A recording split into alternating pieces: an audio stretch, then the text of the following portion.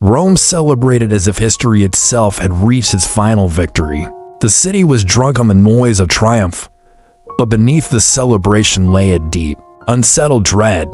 This intoxication, like all others, masked something dangerous. Julius Caesar had returned from his conquests not just as a general, but as a symbol far too powerful for a republic built on balance and restraint. Laurels crowned his head, and cheers followed his every step, yet ancient, cautious Rome felt the very ground shift under its feet. Caesar accepted the adoration as if it were his birthright. Confidence had become his second nature, woven so tightly into his identity that even omens seemed to bend before its weight. He believed himself untouchable, not because he denied the existence of danger, but because he believed danger would always yield to him. And that belief, that unwavering certainty, was precisely what frightened others. Among those watching was Cassius, a man with a sharp mind and a restless spirit. He looked at Caesar and saw not just a ruler, but the slow, agonizing death of the republic. Power, Cassius believed, is most dangerous when it's wrapped in admiration. He observed how powerful men bowed, how senators softened their voices, how the people no longer spoke of Rome, but only of Caesar. To Cassius, this wasn't loyalty, it was surrender. But it was Brutus who troubled him most. Noble, respected, a descendant of the very men who had once expelled kings from Rome, Brutus embodied everything the Republic claimed to be. Cassius understood a crucial truth. Ideas alone could not unseat Caesar, only virtue could. And in Rome, virtue wore the face of Brutus. Brutus himself was not blind to the changes. He admired Caesar deeply, but that admiration was beginning to strain into doubt. He saw how power reshaped behavior, how authority quietly erased limits. In his solitude, Brutus wrestled with a fear that felt like a betrayal. Caesar hadn't abused his power yet, but what if he would? The history of Rome was a graveyard of men who had waited too long. The city itself seemed to conspire with his thoughts. Unnatural, violent storms tore across the sky. Citizens whispered of lions roaming the streets, of the dead walking openly, of fire raining harmlessly upon men's hands. Rome had always listened to signs, and the signs now screamed of an impending rupture. Caesar's own household felt the tremor. His wife, Calpurnia, shaken by terrifying dreams, begged him to stay home. In her vision, Caesar's statue bled freely while Romans bathed their hands in the flowing wounds. Priests, performing a sacrifice, found the animal to be heartless, a sign so grave it could unsettle even the bravest soldiers. For a moment, Caesar hesitated. Even he could not entirely dismiss the language of the gods. But pride is a master persuader, and it spoke to him through others. His allies reframed the warnings as honors, the fears as compliments. Rome, they insisted, expected him. To hide would be weakness. To attend the Senate would be to fulfill his destiny. While Caesar prepared to face the day, the conspiracy hardened. Cassius had gathered men whose fear of tyranny now outweighed their fear of spilling blood. Daggers were chosen not with rage, but with a chilling ceremony. In their minds, this wasn't murder, it was surgery. They told themselves they were not acting against a man, but against a future that threatened to enslave all of Rome. Brutus joined them at last, his decision forged in sleepless nights and moral torment. His presence gave the plot legitimacy, and with it, a sense of inevitability. Once Brutus committed, there could be no retreat. In spirit, the blade had already fallen. As Caesar moved toward the Senate, Rome seemed to close in around him. The streets narrowed. The crowd pressed close, not just with joy but with a morbid curiosity, as if sensing that this day would not pass quietly. A warning even reached him, a written note detailing the betrayal, but Caesar dismissed it, choosing ceremony over caution. His confidence demanded unwavering faith in itself. Inside the Senate, a deceptive calm masked a deadly intent. Polite gestures concealed a unified resolve. Caesar took his place, the embodiment of Roman power, surrounded by the very men who had sworn to end it. The moment unfolded swiftly, brutally. Steel flashed where respect had once stood. Authority collapsed into chaos. Blood stained the marble floor. When Caesar finally fell, it wasn't just a body that struck the ground, it was certainty itself. The Republic's self-proclaimed savior stood over him, breathing hard, their hands shaking with the magnitude of what they had just done. They declared freedom restored, but their words echoed into an unsettling emptiness. The silence that followed was heavier than applause, heavier than grief. Outside, Rome waited. It did not yet know that the act meant to save it had instead unleashed something far more violent than tyranny. Caesar was dead, but his shadow had only just begun to rise. The murder was over, but Rome had not been saved. It had been awakened. Blood still clung to the marble floors of the Senate when the conspirators stepped outside, lifting their blades high as symbols of liberation. They expected cheers. They expected applause. They expected the city to understand what they had just done. Instead, Rome answered with a thick, uncertain, watching silence. News moved faster than reason. Caesar was dead, the man who had conquered Gaul, who had crossed the Rubicon, who had bent fate to his very will, now lay lifeless at the feet of senators he had once called his allies. Rome was completely torn. The city didn't know whether to celebrate or to mourn, and that confusion, that deep-seated uncertainty, was far more dangerous than simple anger. Brutus, the noble Brutus, tried to speak to the people. He stood before the crowd and told them that Caesar had been killed not out of hatred, but out of a profound love for Rome itself. He painted the assassination as a necessary sacrifice, a grim but vital duty performed to preserve freedom for everyone. His words were calm, measured, and deeply sincere, and for a moment, it seemed to work. The crowd listened. Some people even nodded in agreement. It looked like reason still had a pulse in the heart of the city. But Rome was no longer a city ruled by reason alone. Mark Antony had not spoken yet. Antony had loved Caesar, not as an idea or a principle, but as a vibrant, unstoppable force of life. Where Brutus saw abstract principles, Antony saw loyalty, ambition, and a devastating personal loss. He moved quietly at first, studying the city's mood like a general studies a battlefield. He understood something the conspirators did not. Rome's heart didn't beat in the Senate. It beat in the streets, with the common people. When Antony finally stood before the crowd, he didn't argue. He didn't accuse anyone directly. He simply reminded them. He reminded them of Caesar's victories, of his incredible generosity, of his famous refusal of crowns, of his gifts to the poor. He spoke softly, letting grief to the work that anger couldn't accomplish just yet.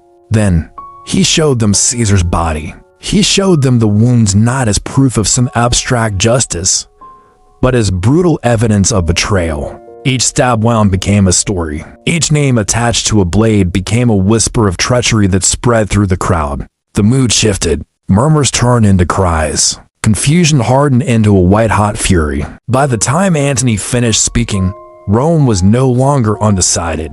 It was inflamed. What followed was not justice. It was pure chaos. An enraged mob surged through the streets, burning the homes of the conspirators, hunting them down, and killing men not for any proven guilt, but for simple association. Innocence became irrelevant. Rome had tasted blood, and blood demands more blood. The Republic, the very thing they had supposedly restored, began to devour itself. From a distance, Brutus watched the city he loved unravel with a growing sense of dread. This was not the freedom he had imagined.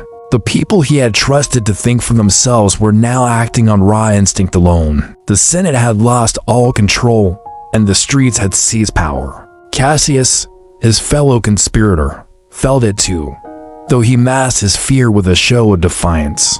The dream of saving Rome had curdled into a nightmare of unintended consequences. Their noble act hadn't stabilized the state, it had shattered it into a million pieces. War became inevitable. Antony allied himself with Octavius, Caesar's young and shrewd heir, a man whose quiet ambition concealed a cold, calculating mind. Together, they forged a new power, not through ideals or philosophy, but through brutal efficiency.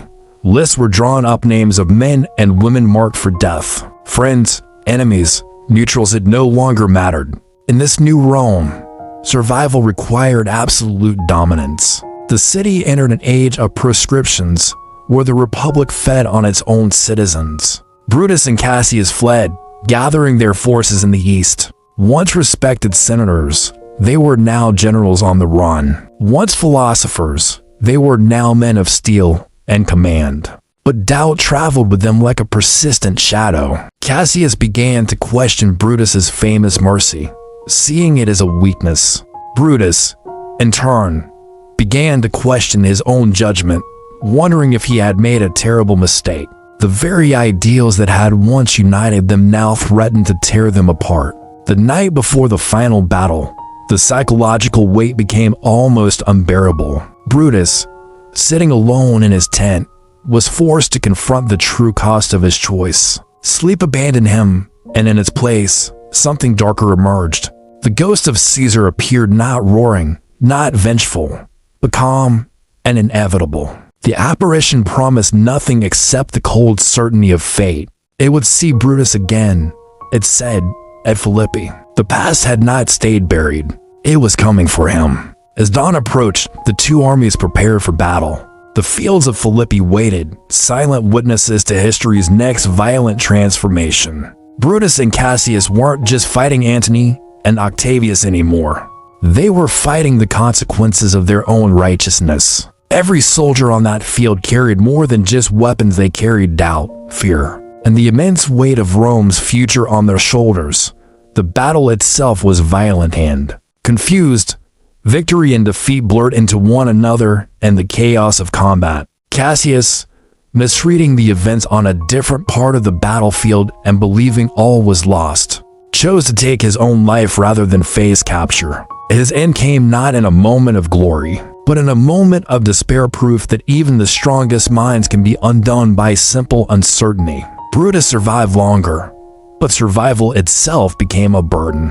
One by one, his allies fell. One by one, his hopes collapsed around him. He realized, far too late, that killing Caesar hadn't prevented tyranny at all. It had merely removed the one man who might have been able to restrain it. When his own end came, Brutus met it with a tragic clarity. He didn't curse Caesar. He didn't curse Rome. He finally accepted that good intentions do not absolve you of terrible consequences. His death was not an escape, it was a final surrender to the judgment of history. Far away, Rome awaited its verdict. The Republic was, for all intents and purposes, dead. And trying to save it, its defenders had only accelerated its end. Antony and Octavius stood victorious, but even they didn't yet grasp the true scale of what they had inherited, a city so broken and vast that it could only be ruled, never again shared. Caesar's body had fallen in the Senate, but his vision for Rome, his spirit, endured. And in the silence that followed the war, one truth remained. Etched into the very stones of the city, Rome would never belong to the many again. The battlefields of Philippi fell silent, but Rome itself was still screaming.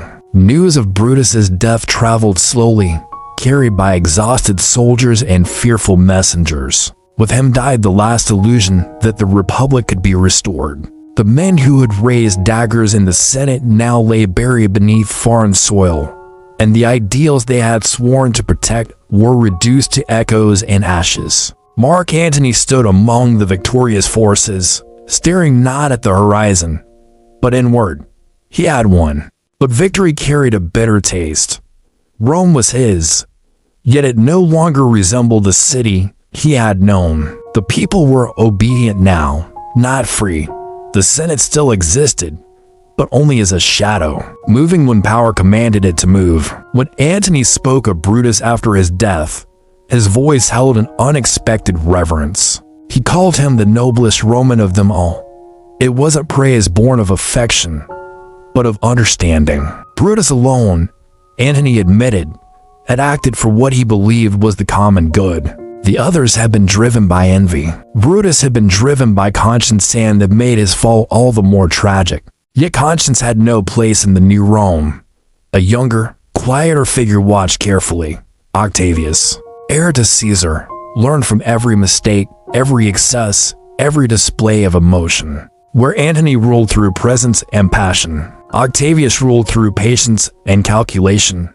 Power, he understood, was not seized in moments, it was secured over time. Together, Antony and Octavius divided the world like a carcass. Provinces were assigned, armies redistributed, alliances tested. Rome expanded outward while hollowing inward. The Republic's language was still spoken, but its soul had departed. The people adapted quickly. They always did. Festivals returned, markets reopened, life resumed. But something essential was missing: a sense of voice, of participation. Rome was no longer a shared idea. It was a machine, efficient and unstoppable. And at its center stood men who had learned that morality bends beneath ambition. Antony, once the master of rhetoric, began to lose himself to excess. Victory emboldened his desires. He sought pleasure, spectacle, escape. Cleopatra entered his life not merely as a lover, but as a symbol of indulgence, of power unrestrained by Roman severity. Together, they blurred the line between ruler and deity. Octavius did not object. He observed every feast, every scandal, every whisper of Antony. As indulgence in the East became another stone placed quietly on the path to his own supremacy. While Antony ruled hearts, Octavius positioned himself to rule history. He was building a narrative, painting Antony as a foreign-influenced decadent and himself as the true Roman, the guardian of tradition. Rome, meanwhile, was changing again. The Senate grew obedient, passing laws already decided elsewhere. Generals became administrators, citizens became subjects. The idea of liberty was preserved only in stories told by old men who remembered a different Rome. The irony was cruel and complete. Caesar had been murdered to prevent a crown. Yet the crown had not vanished, it had simply become inevitable. Years later, when Antony finally fell, undone by his own passions and Octavius's relentless strategy, there was no mob outrage, no civil frenzy. Rome accepted it with quiet resignation. The age of chaos had exhausted them. What they wanted now was stability, no matter the cost. Octavius returned to Rome not as a conqueror, but as a savior. He refused the title of king. He rejected the word dictator. Instead, he accepted something far more dangerous: permanence. He became Augustus, the first emperor in everything but name. He restored the temples. He passed laws on morality. He presented himself not as a master, but as the first citizen. The Republic died not in violence, but in applause. The people, tired of war, gladly traded their freedom for peace. And somewhere within Rome's stones, Caesar's voice still echoed, not in words, but in consequence. The ghost of Caesar no longer needed to walk the earth. His vision had triumphed more completely than any sword ever could. Rome would now be ruled by one will at a time, forever chasing order through authority. And as for Brutus, his name survived, but not his dream. His final truth lingered like a moral wound upon history, captured in his justification, not that I love Caesar less, but that I love Rome more. Rome had answered that love was silence. The city endured, the empire rose, and the lesson remained, carved deep into time itself. Good intentions do not control outcomes. Power does. And Rome would never forget the price it paid to learn the truth.